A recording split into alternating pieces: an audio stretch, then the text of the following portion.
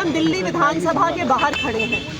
विधानसभा लोकतंत्र का मंदिर होता है, जहां पर जनता की आवाज उठाई जाती है।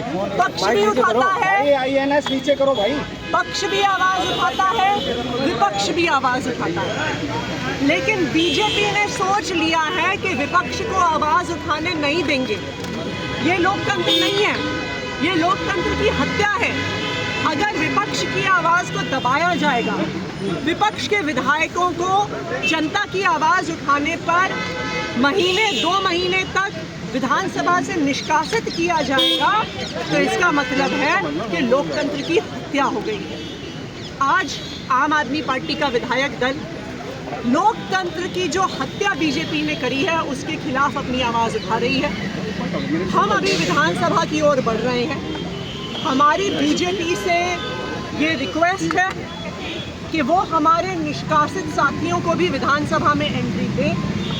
अगर वो लोकतंत्र का सम्मान करते हैं, अगर वो इस देश के संविधान की स्पिरिट का सम्मान करते हैं जिसमें सबको आवाज़ दी गई है, तो वो हमारे निष्कासित साथियों को भी जरूर एंट्री दें, वरना आम आदमी पार्टी का कोई भी विधायक सत्र में भागीदारी नहीं करेगा। आगे बैरिकेडिंग कर दी गई है, आप लोगों को जाने की अनुमति नहीं दी जा रही है, पुलिस को तैनात कर दिया गया है। क्या लगता है कि आप लोगों की बात सुनी जाएगी?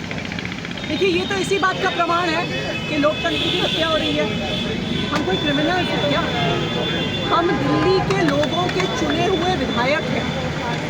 एक एक विधायक 2 से 2.5 लाख दिल्ली वासियों का प्रतिनिधित्व कर रहा है, उनकी आवाज़ उठा रहा है। तो हम ऐसे सवाल उठाते हैं जो बीजेपी को पसंद नहीं है, तो हमें बोलने नहीं दिया जाएगा। अगर हम कह रहे हैं कि गंदा पानी आ रहा है तो वो आवाज़ विधानसभा तक नहीं पहुँचे। अगर हम कह रहे हैं कि पावर कट हो रहे हैं तो वो आवाज़ विधानसभा तक नहीं पहुँचे।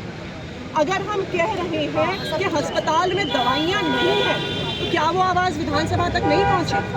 जब हम कहते हैं कि दिल्ली में प्रदूषण का स्तर बढ़ गया है, क्या वो आवाज़ विधानसभा तक नहीं पहुँचे। क्या इन मुद्दों को उठाने वालों को पुलिस से रोका जाएगा? अब देखिए, बैरिकेड्स पे पुलिस बड़े बड़े डंडे लेकर खड़ी है। वो क्या चाहते हैं कि जो विधायक अपने इलाके की जनता की आवाज़ उठाए, अब उन्हें लाठियों से मारेंगे? ये बिल्कुल इस बात का प्रमाण है कि भाजपा के राज में लोकतंत्र की हत्या है।